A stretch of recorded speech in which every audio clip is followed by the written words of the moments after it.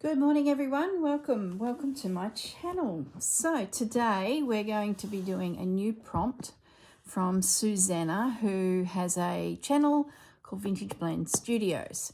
Now Susanna's been taking us month by month with prompts suggesting a new technique from our past, vintage sewing techniques. So we came to the end of the project. There were 9 prompts and we loved it. So we're trundling along with some more prompts.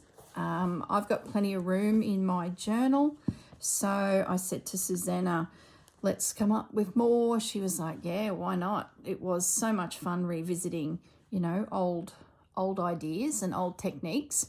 So I've technically got 1, 2, 3, probably 4 opportunities. So we've come up with a few. We've done our wool embroidery. That is all done. It just needs to be stitched. There's another page. I've even put Susanna's little bird here. I thought it might find a home in one of the future prompts and join the whole Susanna thing. So probably 5 by the looks of it. So 4 on one signature and 1 there, 5. So I've got plenty of room to keep playing. And a nice thick spine, so it is getting full, but there is definitely room there, so really happy with that. Now this prompt is Cathedral Windows. Now I remember being at school and part of one of my home economics sections was learning to do one of these. So I think I made a pillow slip and it was hideous. It was like a bright bottle green,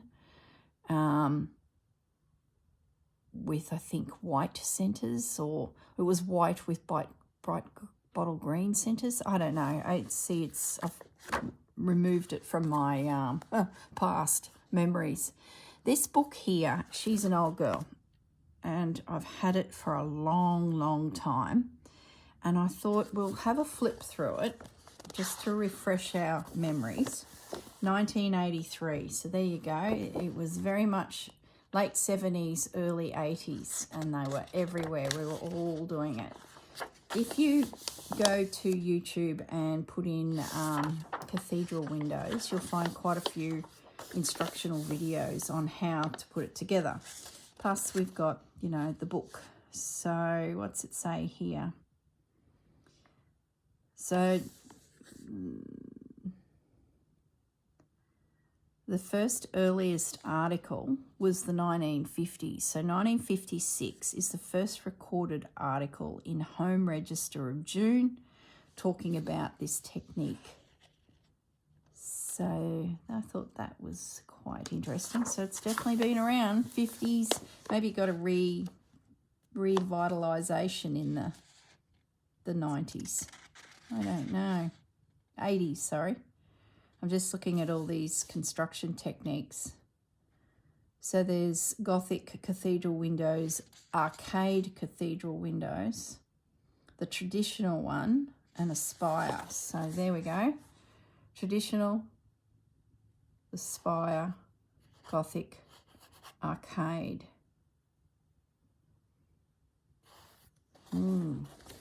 I honestly did not realise how many variations there were until I saw this book. That's the one I did at school, which I'm pretty sure I'll do this time. But, oh goodness, look at that. Bringing in lots of points. And, of course, when these pieces come together, you then pop a decorative piece of fabric in the little gap to make the cathedral window itself. All the tools, and here's different combinations. There we go. That's the one that brings back the memories, but change the style of the base and you get all these different patterns. Look at that. Oh, this is just classic. Yeah, and once each unit is stitched together, you pop in your decorative piece of fabric and you turn in the little edges and hand stitch it. Now, I had plans to hand stitch the entire thing, But I think for accuracy, because it's all about points coming together to create, you know, the right spot to connect to the next spot, quilting 101, I'm going to use my sewing machine. But there'd be no reason why you can't do it hand sewing. But let's make it a little easier on the girl.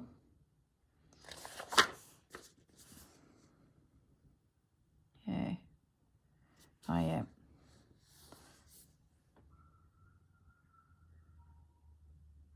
Okay.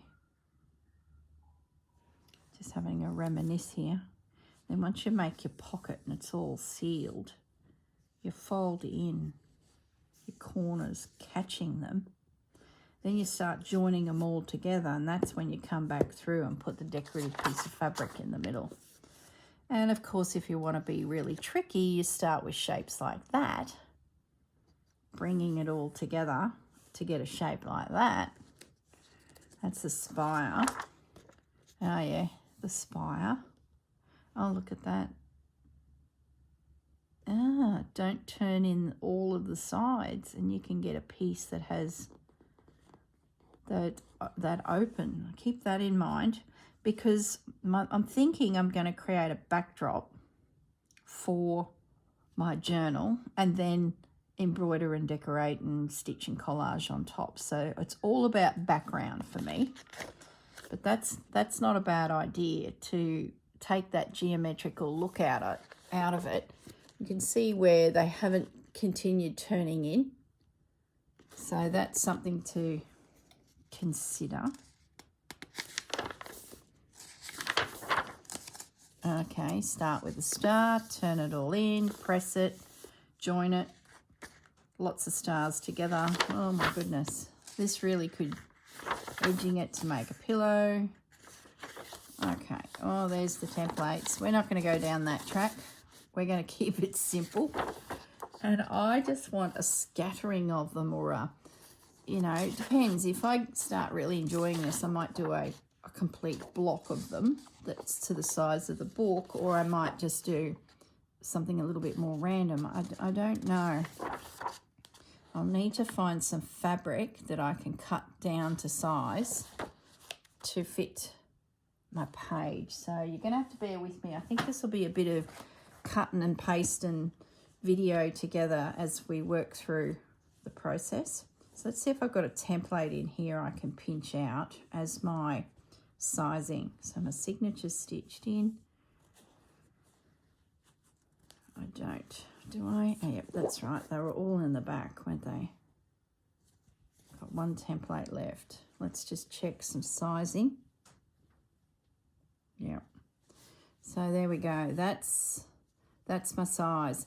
I think too, before I get carried away here, I need to cut myself or rip myself.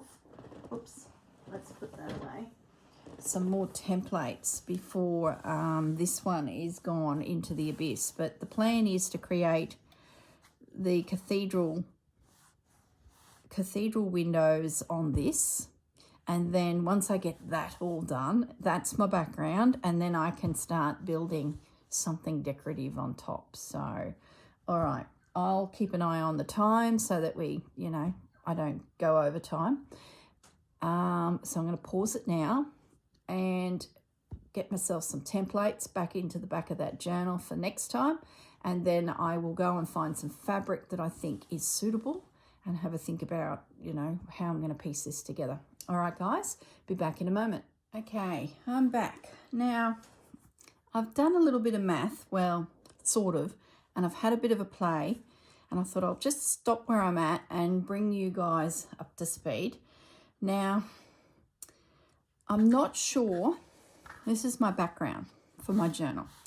I'm not sure how many I want on here, but if I did place them on here, now you've got to imagine that is at the next stage. I'll go through all these steps with you in a moment, but I guess I'm trying to work out how many I need to cover my background in my journal, and I worked out 12. I can get 3 across and 4 down if I jiggle it a little bit.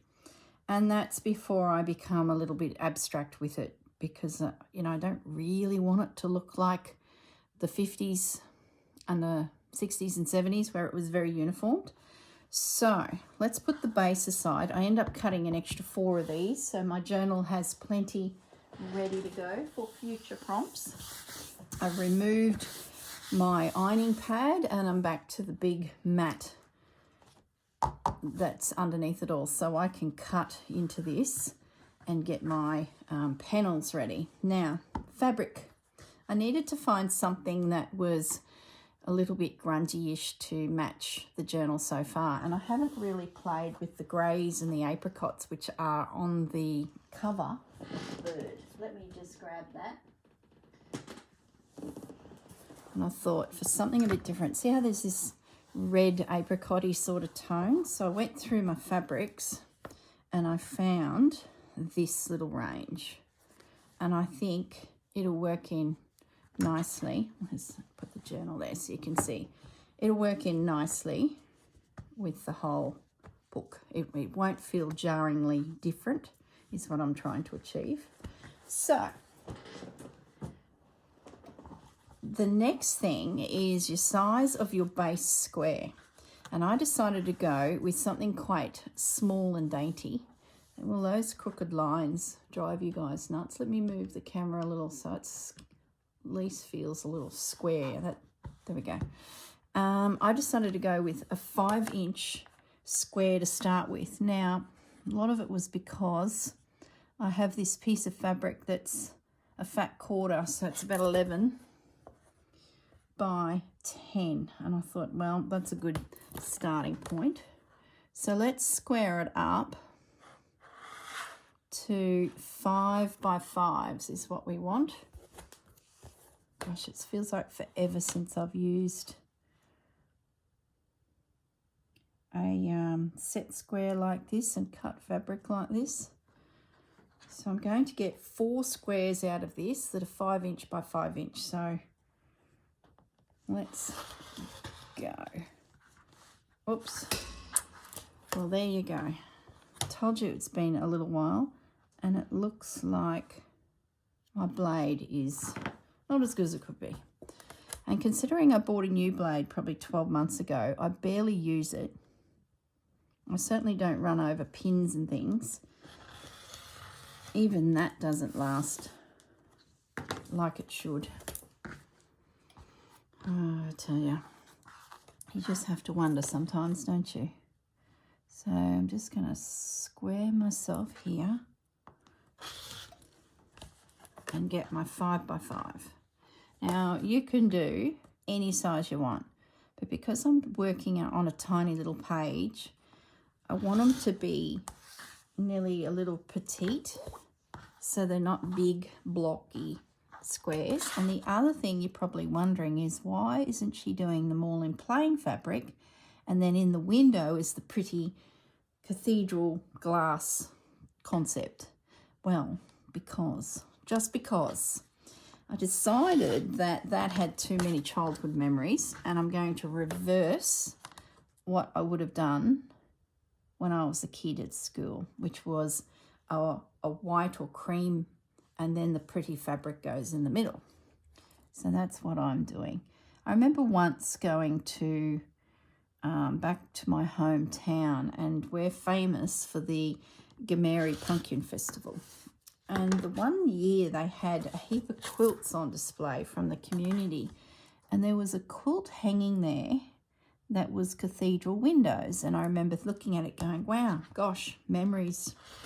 But the beautiful thing about this quilt, it was made in denim, and the pretty bit that sits in the centre of all your little windows was, I think I'll use this one, was the pretty fabric.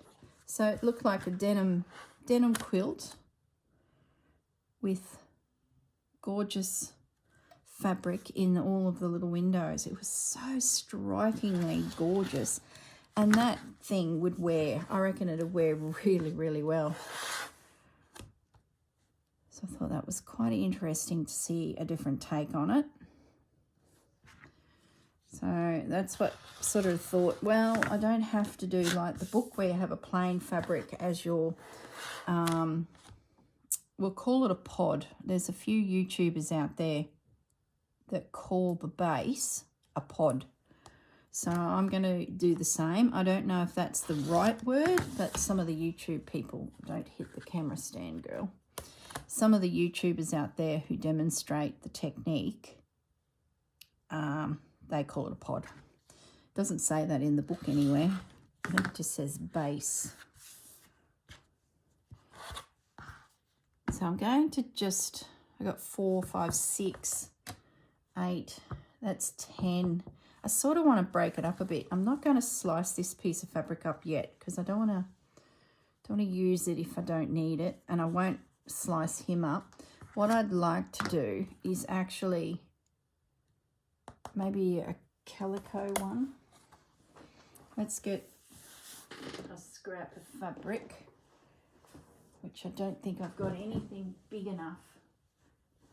I'm just checking my scrap bucket, guys. Bear with me. And see if there's a piece of calico in there that's 5 by 5 minimum. I don't think so. They pretty quickly get snappled up to do things with, so I might just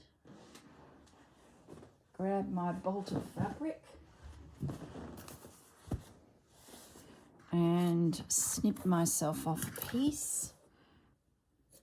That's 5. Go a little bit bigger and then trim it to size. There's a selvage there, so let's take that into account. We'll snip it about 5.5. Might do a couple of them. That'll give me some wriggle room for placement, because like I said, I don't really want it to be generic, you know, one after the other. Maybe we mix it up a little bit. At the end of the day, we're putting a slow stitch twist on it all, and it is just a background. And I've got my iron on here. Let's get that in there. I just want to give this an iron. This is definitely a little job. The more you iron your fabric, the better it'll come together in the end. Now, I think I mentioned before you could hand sew the whole thing, but boy, it'd take you some time, and I don't have time at the moment. Did I just not rip that the right size? No, I didn't. Well, that was good. So is this one going to be the right size? It's this width that's worrying me. Just. Okay. Unless that rips so crookedly. I know this fabric's been quite a struggle because of the way it's been manufactured. It's a little bit out of whack. That actually might be enough because I've got one I've already had to play with. So that actually might be the 12. And I'm not even sure if I'm going to do the whole 12. I'll just get the bases or pods made and then have a look at what patterns and designs I can do with them. This video is just getting the basics of it sort of all pulled together. It doesn't even look square. Gosh, talk about make it hard on myself. Yeah, it is. Just doesn't look it, but it is. So that's a scrap. All right. Now, let's take you through. I'm going to save those. They're really big prints. So I've only pinched 2 out. So I got 4. That's 8, 9, 10, 11, 12. Okay, so we've got 12 at least. Whether I make more of these and reduce one of those, possibly, we'll see. Let's just get them made. So once you've got all your squares, the next thing they want us to do is you fold them in half, press them right sides together. Now, if this was, we can get rid of that chopping board now. If this was plain fabric, you wouldn't even think twice. Like most of those quilts were, it was a plain fabric as your base. Of course, we're breaking all the rules. So I'm going to right sides together because Corrine's not doing it the way you would normally. Mind you, you should still probably work out your right sides anyway. And give it a really good press. Then we're going to sew the side seams up. Now my sewing machine is ready to roll. Sitting over to one side. So once I get these pressed, I'll pause the video again and I'll go and sew all the side seams. This really does remind me of English paper piecing. So if you're a bit of a fan of that and you haven't tried the Cathedral Windows, I don't know if I'd want to do a whole quilt. My goodness. The one girl I found, I'll link her video below. She does a really good tutorial and she might mention some points that I don't remember from watching her video. So I'd highly recommend you use the link below in my description to go and have a quick watch of that video. Because she shows a quilt that she started when she was a young girl. So 25 years this quilt's been on the go. Talk about long-term goals. Okay, so they're my remaining ones. They're my partials, which we'll come to in a moment. All right, I'm going to go onto the sewing machine and I'm going to run a side seam down all of those little elements. And remembering I've got my right sides together because you turn it inside out so that you have a capsulated pretty little base. All right, I'm going to pause and I will be back. Okay, I'm back. So I've joined all of the side seams together, and to save a bit of time I just run them through my sewing machine, you know, one after the other. I think they call this chain piecing. So you're not stopping and starting too much. You're sort of just feeding them all in one long line. I bet I didn't do that technique when I was at school. The things you learn. Okay. Now I'm going to give them a press again. I found the site too where there's a great little video. Sew the distance. I'll bring it up to the camera. Sew the distance. But even if you type in English paper piece, not English paper piecing, Cathedral Windows, there's a few. But that young lady is really good at showing you the exact techniques. And like I said, go and watch it if you're going to have a go at making a little section of them to use in a slow stitch piece. I'd highly recommend you have a little look at her channel. So the next stage is we need to get it into this scenario, this little pod, ready to be turned inside out. So what she says to do is you nest your seams. So you open it up on that diagonal and bring those seams together and just nest them, as in one excess fabric, one seam lies that way and the other seam lies in the opposite direction, bringing those two stitch seams together. Now if you do, like me, 5 inch by 5 inch, it's fiddly. Be warned, it's fiddly because you're getting smaller and smaller as you go. Now I think in the video she does a 6.5 inch square by 6.5 inch. And I would say if you're having a few issues with your fingers and the dexterity of turning things inside out and, you know, fiddliness of it all, I'd recommend you do a bigger base square and maybe do that extra, you know, 1.5 inches on it. Mine are 5 by 5. So I'm just going to turn them all. If your seams don't line up, it will affect the end result, but don't stress about it. We're not at school. There's no teacher. So Corrine can be as naughty as she wants. Because at the end of the day, this is a background going into a journal that will be then stitched on. It's purely a background. It's like when I did the English paper piecing page, I just did a smattering of them, made a cluster of them. Look what we do to Suffolk puffs, yo-yos these days. Very rarely they're made into quilts. We're pulling them apart and using them as bases for other projects. And that's the theory behind this. So if you're a purist out there and you're thinking that quilt of Corrine's is not going to be all plum, it ain't a quilt.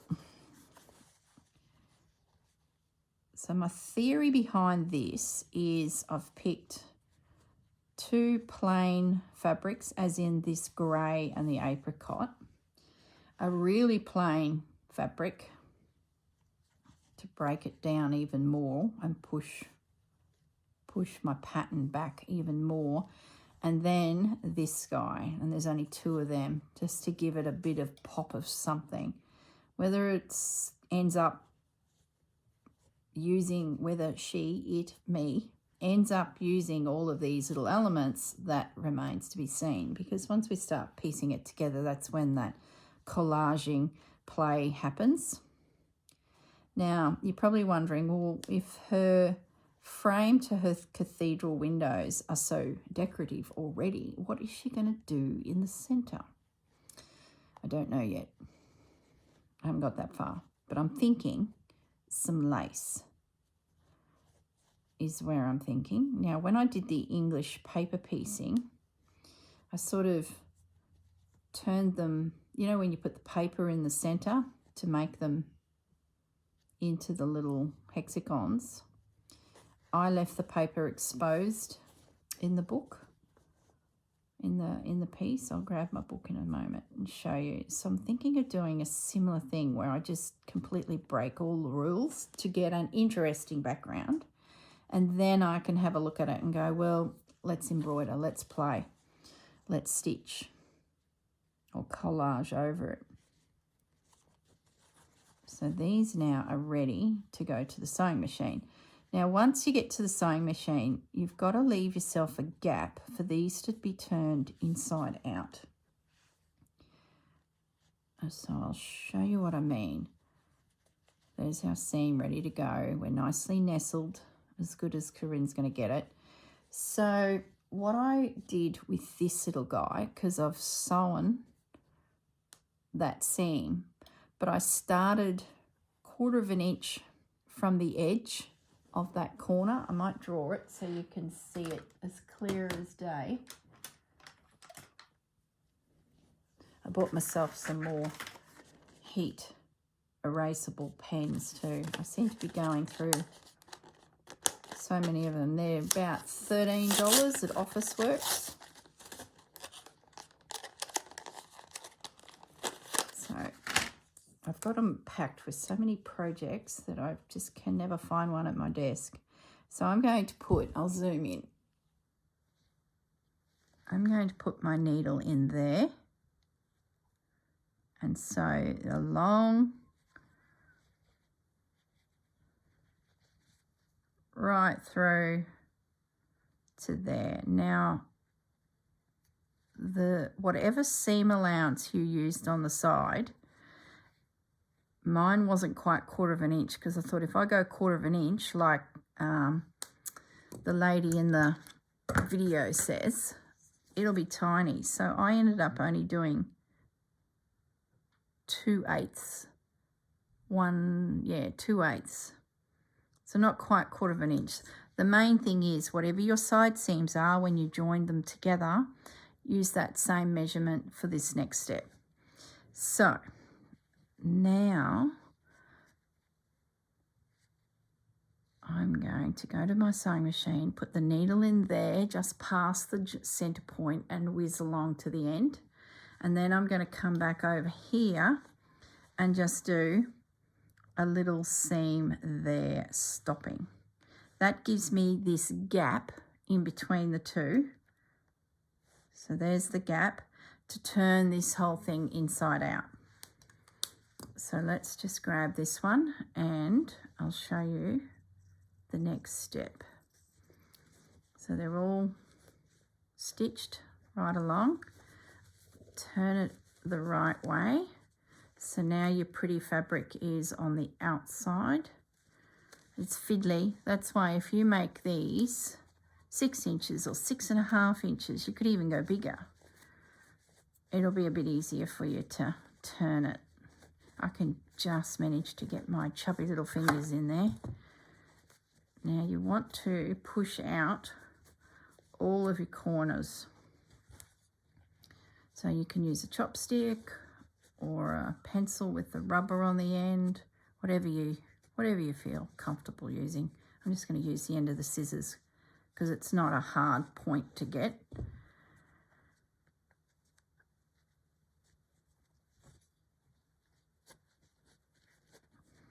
Okay, so our little pod now is all turned out. And then just that opening. Now in the video with the young lady that I was talking about, she hasn't sewn that together because it's not seen. It sort of becomes part of the, I can't remember if my teacher made me do it or not, but breaking the rules, I couldn't be bothered. I'm not going to stitch them together because you'll see why in a moment. It's actually, let's give that a press. If you want to and be a purist, go for it. I won't hold it against you.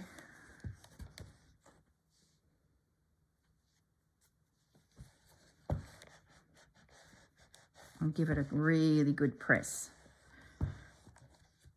And if your corners don't feel like they're out enough, I might find something that's a little bit more a soft point. There we go. Because those little corners, you're going to need to catch them with needle and thread in a moment. So the pointier you can get them, the better it'll be for you. There we go. So that's ironed, and that's where we're at with these as well. And those I didn't join that gap. So then the next thing is to bring the points together to create these little pods that are ready for your decorative fabric. So that's the final stage of prepping these. So let's pretend that I've gone off and sewn all those and I'm back. I won't stop and start. I got enough examples here now to show you the next step. So you've stitched them. You won't need your sewing machine again. You'll need needle and thread. You've given them all a press and now you've got a pile of these little guys. So what you're going to do, in the video, the young lady has a template that she created out of hard plastic many, many years ago when she started her quilt. She uses that to get that nice crisp folded in corner. I don't have that. So once again, breaking all the rules.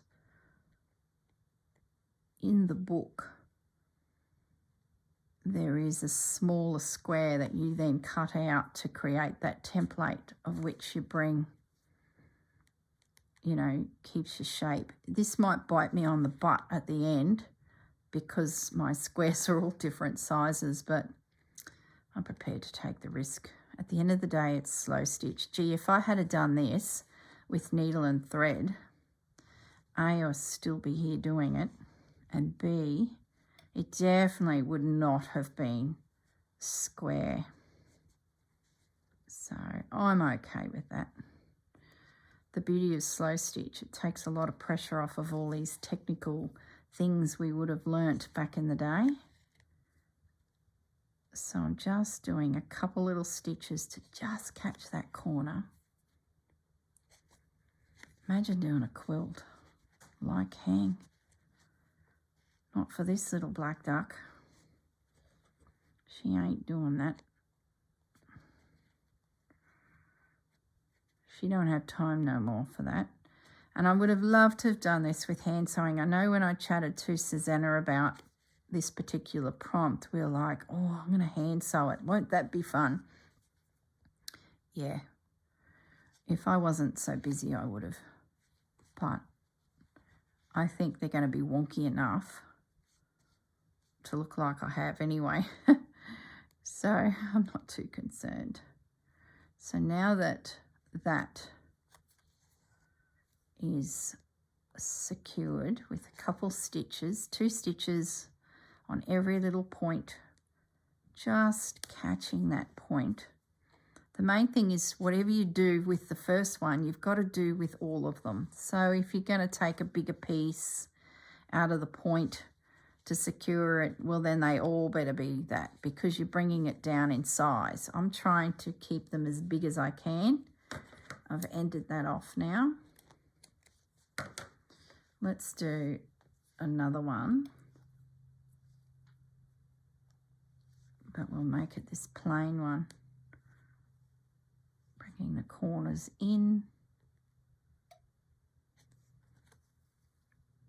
So this becomes the back of your quilt if it was to become a quilt. So you get that nice neat back. I should have been brave and tried one of those other shapes, but I'm a chicken. No, I thought this is enough. I want to embroider over it too, so I don't want it to be too busy. Otherwise, it's going to be really hard to find something that can sit on top of it all and work in the space of it. That's why I sort of backed away from only 2 of these little guys. If you are doing the Roxy Journal of Stitchery Treasure Hunt series, the latest one,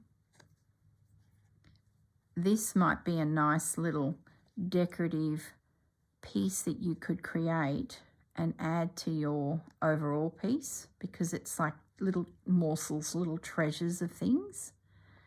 And I've noticed that a few have done a little bit of English paper piecing or some yo-yos. This might be another little base that you can create, especially if you could make it even smaller than what I have here. It'd be really pretty as just the little element to add to your panel. If you're so inclined to have a little play with it, you might be able to make yourself a cluster, an interesting little cluster to put on your panel.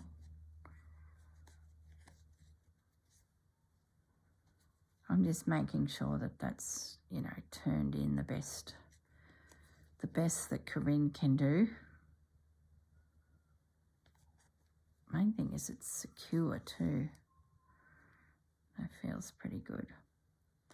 And you don't want to stitch too far up into those little triangles, because you're going to turn them back on themselves in a minute.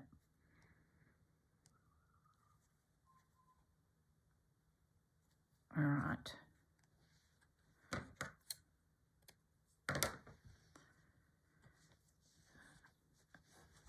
Okay, so I need some more cotton. Where's my cotton? By my couch, like usual. I'm just going to go to the sewing machine, grab myself some cotton, because it's the same cotton that I use on all of my sewing when I do it. Let's do this last one together.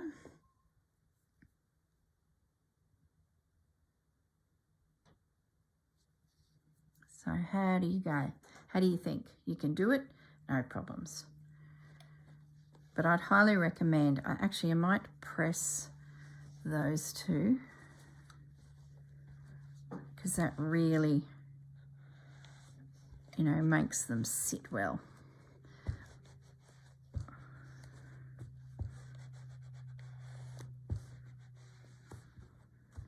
It's not too wonky.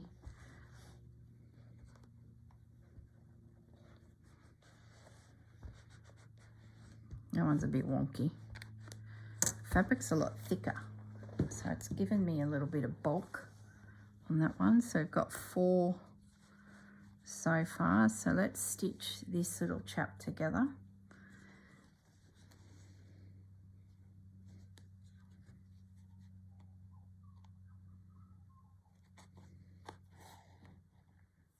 If I had more room on Honey Bear's dress, I probably would have popped a few of these in a little cluster. I'd have to make them really tiny. I might do it yet, we'll see. As we get closer to the end of that project, I'll know how much room I've got left and how, you know, if I need to fill some space, this might be a nice little detail to add to her dress. Just do a little cluster of 5 or 6 of them.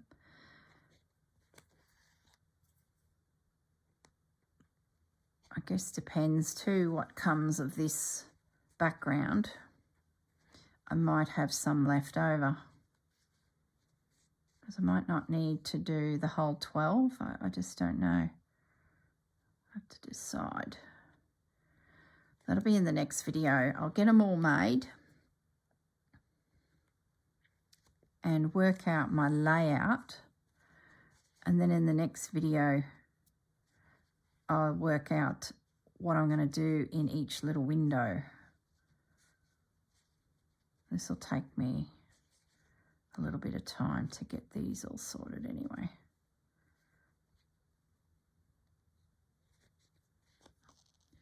Great little project in front of the TV. You could even have a few made just in a little box somewhere. If you've got some scrap fabrics or a piece of, you know, calico that is kicking around, make it into some little pods, and then you've got them ready to go to add to a project.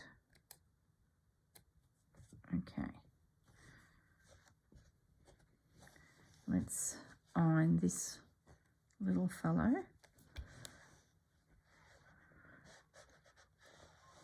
That's it. So then the next thing that happens is they get stitched together. This is where we find out if Corrine's got her squares the same size. Oh, she's pretty good. Seriously, she's not bad. So you then lay that on top of there and you whip stitch down there so that they join, just like English paper piecing. So now your little pods are connected. And then these two, or then you do that one as well. You can see why I need to think about my placement, because I may not want to make it all pink. I may want to use one of these other colours. So you sort of need to, if it's a background, have a bit of a play with your placement now, and then maybe if you like it, take a photo so you remember it, because it's a bit tricky. Stitch that, then that would open up, press it so that they relax into each other, these seams. Let's assume that that's joined, and then you stitch that together, and that then gets your little square is all joined, ready to go. You do all of that and you've got them all connected in whatever format you want. The next stage is to cut a piece of fabric that will fit in there. Now, being that I've used 5 inch by 5 inch, I will need to make a decorative square that is 1.5 inches by 1.5 inches. Yeah. So whatever I choose to go in the little window will be 1.5 inches by 1.5 inches. So I might, where is some scrap? Let's just have a play. Here's a little piece of calico. I'm jumping ahead a lot now. And we're going to assume that they're stitched together in a fantastic arrangement. There might be some pinks and greys and things. Now, I'm just for mucking around purposes going to cut myself a little 1.5 inch square. What did I say? Was it 1.5? Just check it.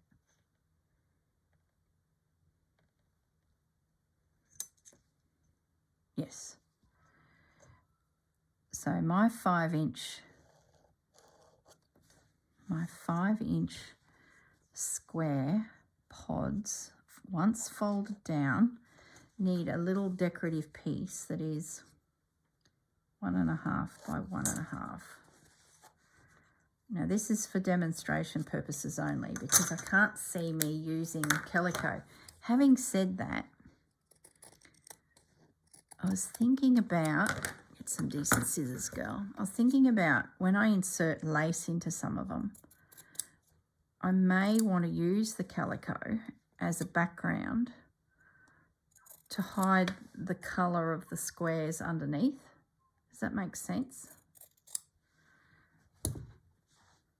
Now, the question is this the right size or should it be trimmed down a little bit more? Because I don't have a pattern, so we're sort of, you know, figuring it out as we go. Maybe once they're joined together, this might be a little bit big.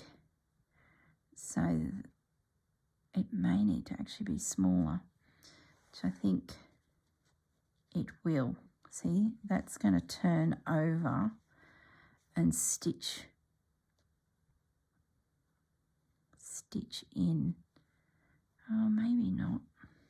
See, I don't want bulk. I'm going to take a fraction off. So if I had a proper pattern,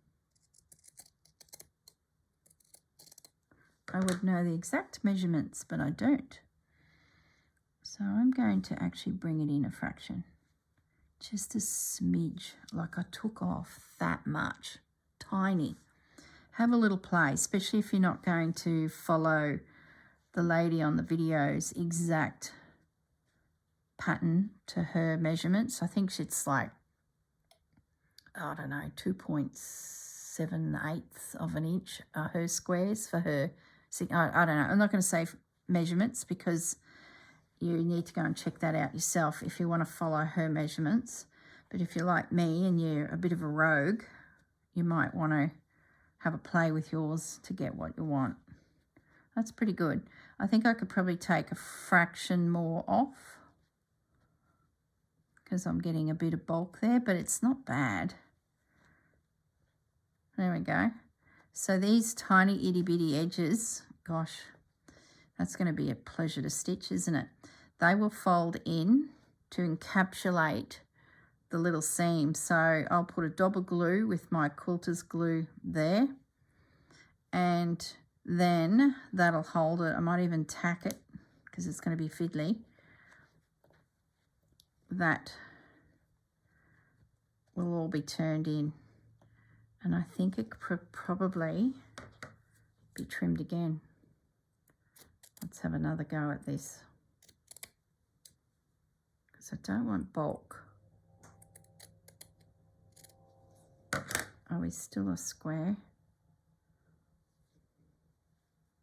Nothing like reinventing the wheel, hey?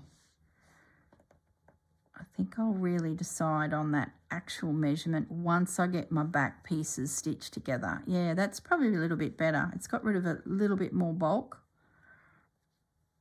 Yeah, so it's just nestled in there. I'd say that's closer to the measurement. So what have I got now?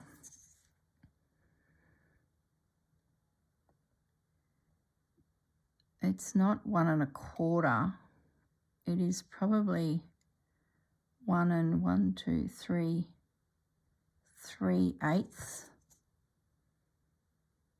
Yeah, but I'm going to leave the jury's out on the size of this decorative piece, the stained glass, until I have these little ones all, you know, turned and attached. Okay, I'm going to pause the video. I'm going to go away and sew all these guys, turn them the right way, get them to this stage. We'll see how we go. I'll pause the video and get the sewing machine element done. So I'll be back in a moment. Okay, I'm back. So I'll just move these out of my way. I'll keep this. The jury is still out on whether that's the right size. I'll reassess that once I start. I've got them all stitched together and they are ready, you know, to start thinking about placement. And what am I trying to say? I thought of something else I've got to tell you too. I may have mentioned it, but I just want to make sure. Let me just get all these pins out. One thing at a time. Once you get on a sewing machine and you start sort of thinking, you're like, oh, did I mention this? Did I mention that? But I'd highly recommend you watch that video because there may be something there that I've neglected to tell you. Before you turn your pieces, snip out of the corner any excess bulk so that when you turn them, I may have said this, I don't know, you stop and start the video a few times, you sort of tend to forget what you've said because, you know, an hour or two can go by. That just helps those points come together real well. That is a really dodgy seam there. I'll be surprised if that looks any good. Look at that. My side seam, I must have gone backwards and forwards and it has actually split open. Can you see that? Yeah, that's trouble. I can't fix that unless I unpick. So we'll see. We will see. May be able to salvage it. Luckily it's the calico one, so it doesn't really matter, does it? That seems a bit small. Oh, this is going to be interesting when I go to piece these little guys together. Nothing that can't be disguised with a carefully placed piece of lace. If I was making a quilt, that would be a reject. My guess, be a weak spot because your points aren't coming together. But we're not going to have that pressure. And we can break all the rules, can't we? The purists out there that do this or know this technique really well are going to be just cringing and probably clicking unsubscribe because I'm just way too much. That seems tiny too. I'm just way too much for them. Too much of a rebel. Okay, last couple. Like usual, if you do the one step consistently across all of your pieces, it actually saves a little bit of time. And then you know you haven't missed one of the stages. Well, this will keep me busy. So in next week's video, we should have them all turned, ready to put the decorative piece on the inside. And I will have made a decision about the layout of these little guys, because I don't think I'm going to get time today. Let's get you turned inside. That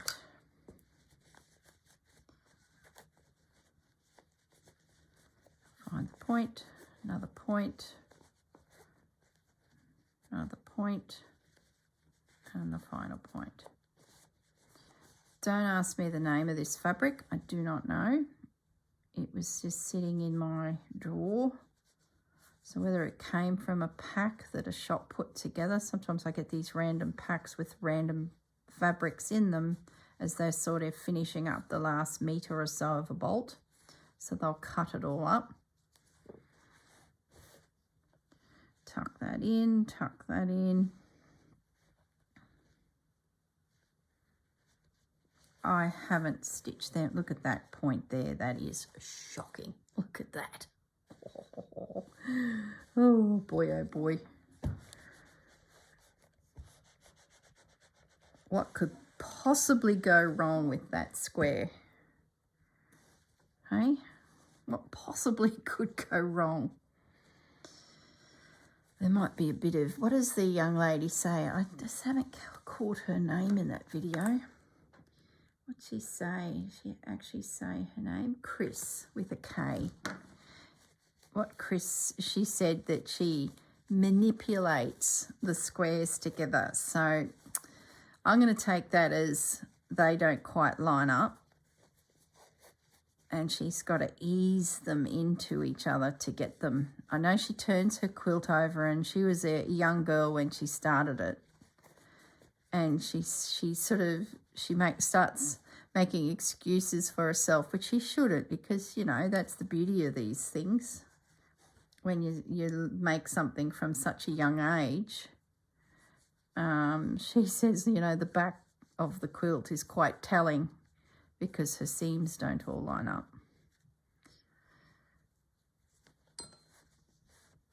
I can relate to that. All right, let's get this little guy.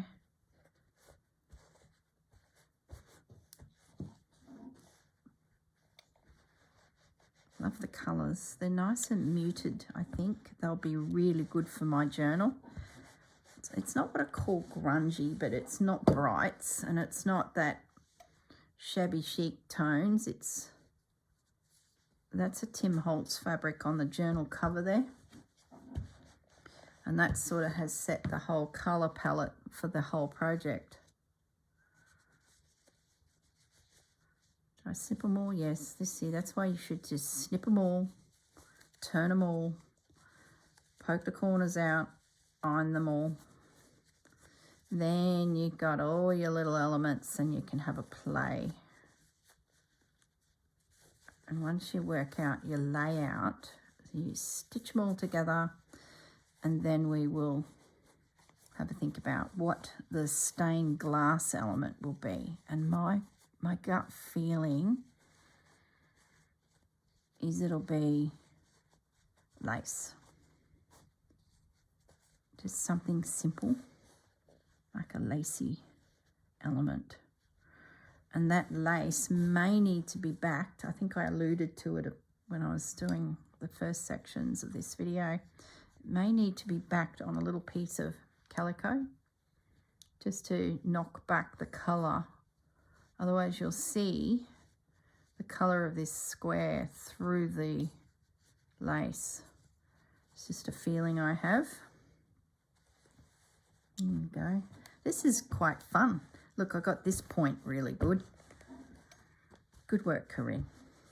I can hear the home economics teacher saying, good work, Corrine. You got one right. No, my ladies in my life, in the school system, right through to, well, pretty much the whole way, were beautiful, lovely. And I went to school in a country town, so those ladies are still part of my life, some of them. One in particular, I don't think she watches YouTube, but if you do, hello, Mrs. Barsby. She's lovely, so encouraging. I think the boys drove her nuts, mind you.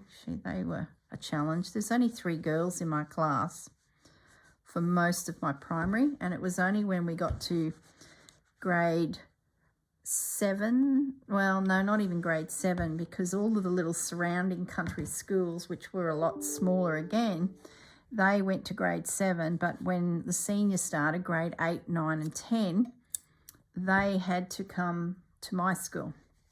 And then we suddenly got, I think, 8 girls. There were 3 little schools that delivered young girls to our class, and some boys, but probably more girls than boys from memory. So suddenly there was like 8 of us, but still like 23 lads. It was certainly the year of the lads in 1972.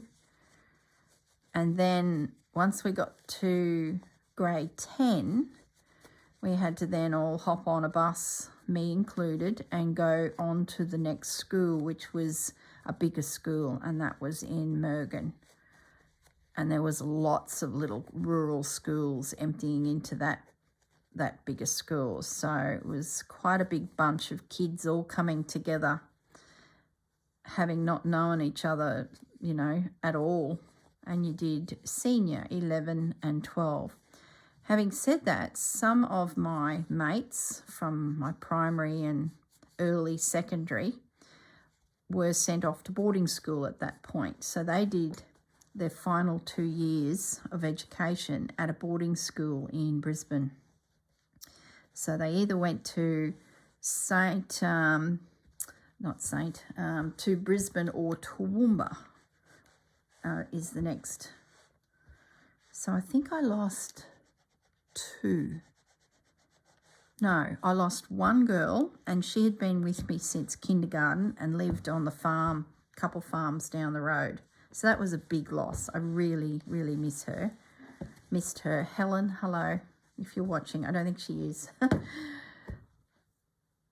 Really, really missed her. She was my best chum.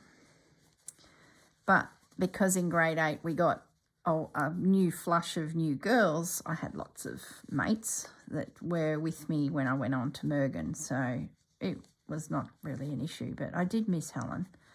And I think a couple of the boys went to boarding school as well. Not many of them.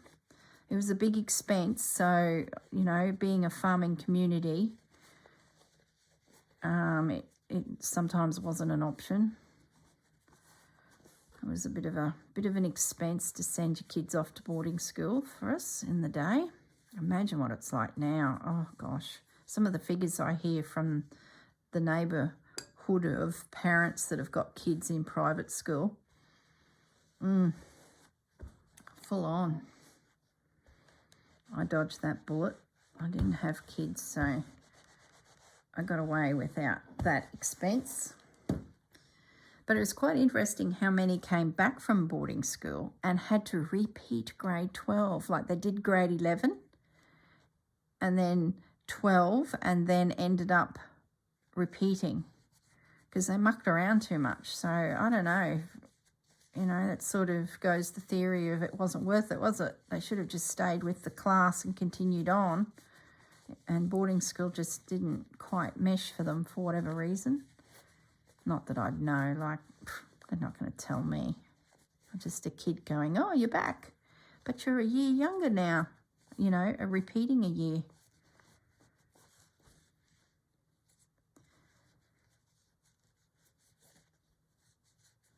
I loved that 2 years because there was just so many kids. You know, when you're in a class and a schoolyard that is tiny, not as tiny as some of them, mind you, we were bit bigger than some of the little rural schools. They might have had 1 teacher and 12 kids over the whole age.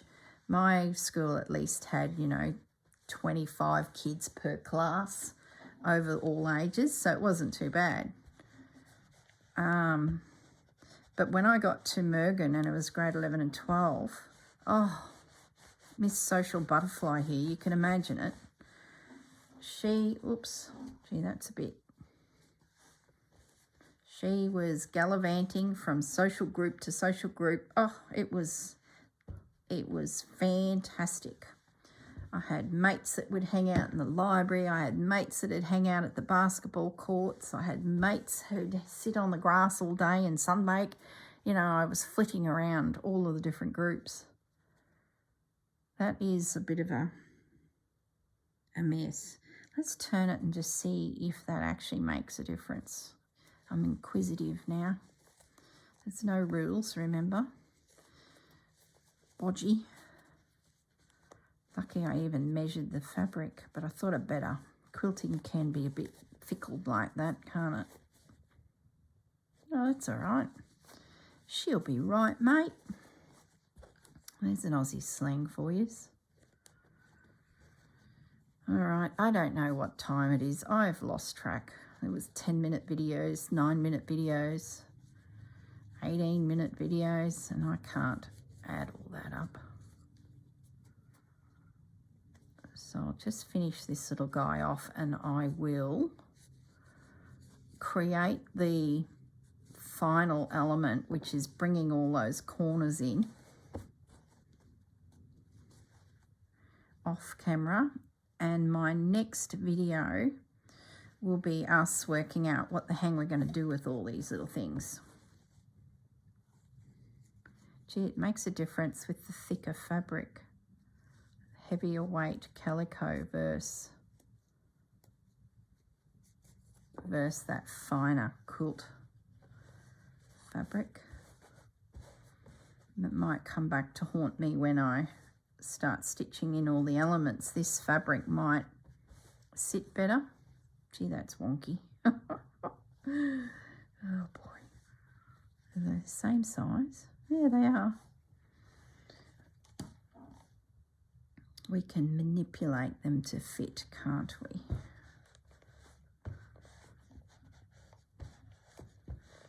There we go.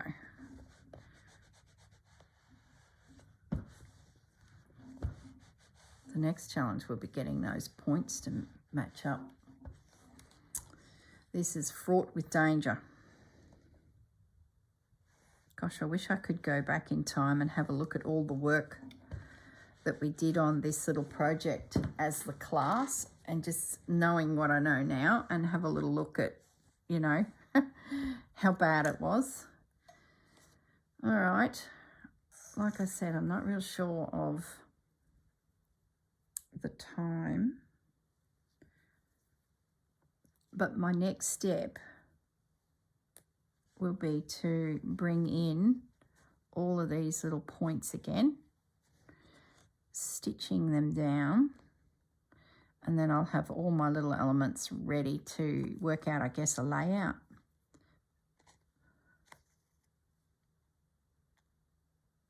So I'm doing 2 little stitches per point.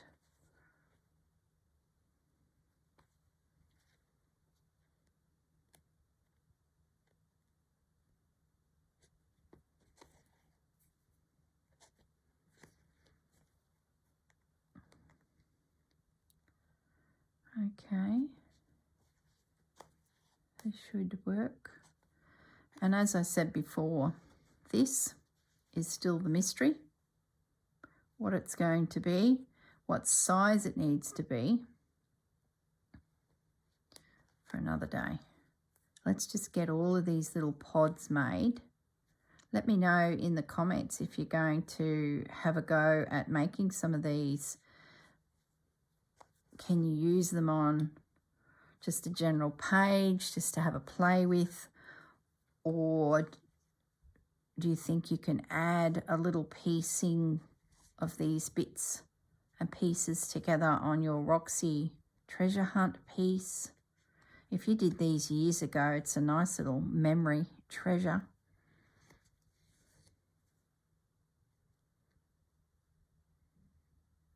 Gee, I'd love to do a little set of these for Honey Bear's dress. I just don't think I've got the room for it now. But we'll see. They probably need to be a bit smaller than what I've done, maybe 4.5 inch by 4.5 inch. Oh gosh, could you imagine? Talk about make it hard for myself. All right, let's just knock this off. I've probably gone way over. I may not have, but anyway.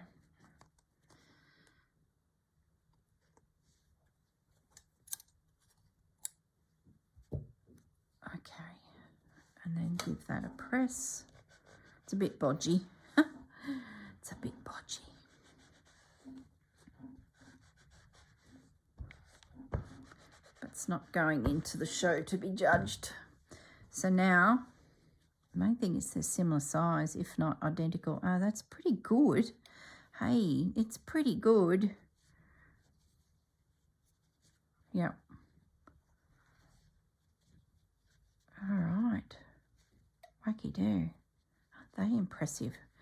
Anyway, no tooting the old horn just yet. We haven't got there. So I'll stop the video. I'm going to say goodbye. I'm going to finish off these last few little pieces, get them to this stage, and then we can have a play on the background to see, you know, what comes of it. What do we add? Yeah, should be fun. I must not lose that. I'm going to pin that to there because there might be a week. Well, it probably will be a week. Pins, Ducky, where are you? There'll be a week between these videos, so I will put that there. All right, excellent. Thanks, guys. Have a play, and we'll see you all in the next video when we revisit our cathedral windows. Okay, bye.